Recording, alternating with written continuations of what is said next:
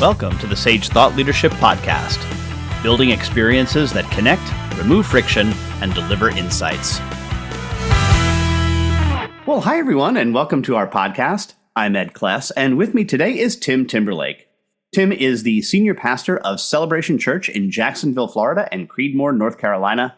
He is a gifted communicator and teacher who can communicate with people from all walks of life. His sense of humor, combined with his in-depth Bible teaching, gives the listener and reader the tools to transform their lives from the inside out. Tim is a graduate of the Pistis School of Ministry in Detroit, Michigan. He also takes pleasure in the small things and is an avid sports and popular thought leader. Welcome to the Sage Thought Leadership Podcast, Tim Timberlake. Thank you, Ed. It's an honor and a privilege to be on the podcast today. Well, first off, Tim, why do you do what you do? That's a great question. I think for me, the biggest inspiration is to infuse hope into humanity. And my desire is to try to pick up the broken pieces in people's lives and help them put them back together again. And so I consider myself to be an hope architect, someone that helps build hope in other people. Hope architect, I like that term. And you have a book out called The Art of Overcoming. Talk to me a little bit about that. So the art of overcoming was birthed out of a place of pain. And so typically speaking, when people write books, they either write it from a happy place or they write it from a painful place. And this book is written from a painful place, but not painful from the perspective of bad, painful from the perspective that pain has taught me so much. And I believe that when listened to, pain can be an incredible teacher.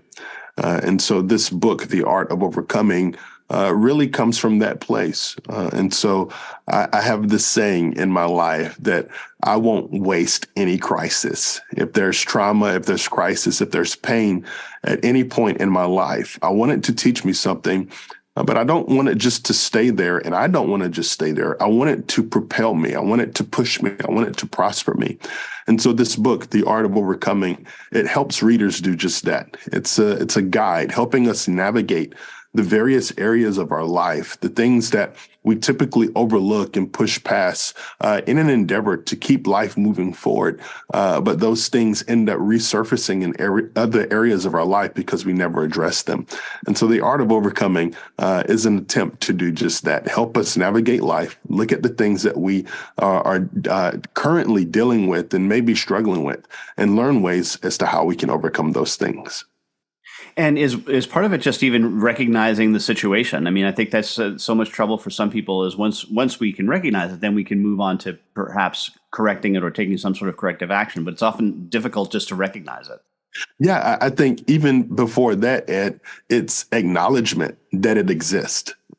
Typically speaking, I do a lot of therapy and I do a lot of counseling for a lot of people.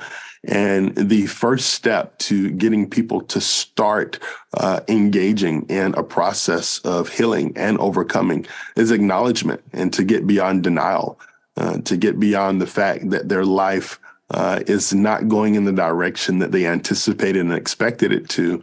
And they don't have to lie to themselves anymore. And so once we get beyond that hurdle and acknowledge and accept, okay, there's a real problem here, and I do need to take some intentional steps to work beyond it, then, something that was meant to hurt us one time can hurt us a lifetime if we continue to relive that situation and that season over and over again. And so I think acknowledgement is a huge step in the right direction for overcoming.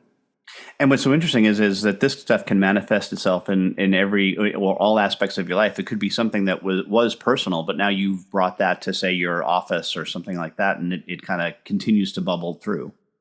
Absolutely. It resurfaces. It shows its head in different ways. And if we enter into a new season, but we bring the bricks from the house in the old season into the new one, we'll just remake the same house there. And so if we never address these issues, if we never get help, if we never are intentional with our time in navigating these things, then they typically will resurface in a variation of ways throughout the course of our life. And so this book really helps us to identify those things, acknowledge those things, and then bury those things, walk away from them, live on the rest of our life and not be a prisoner to what happened to us. In our life, we either live in the regrets of our past and the hopes of our future, but very rarely do we live in our present right here, right now. And so this book is an attempt to walk with us and navigate those waters and show the reader how important it is to get the most out of today. And Tim, we have an exit question that we ask all of our guests, and that is, who is a hero of yours and why are they a hero?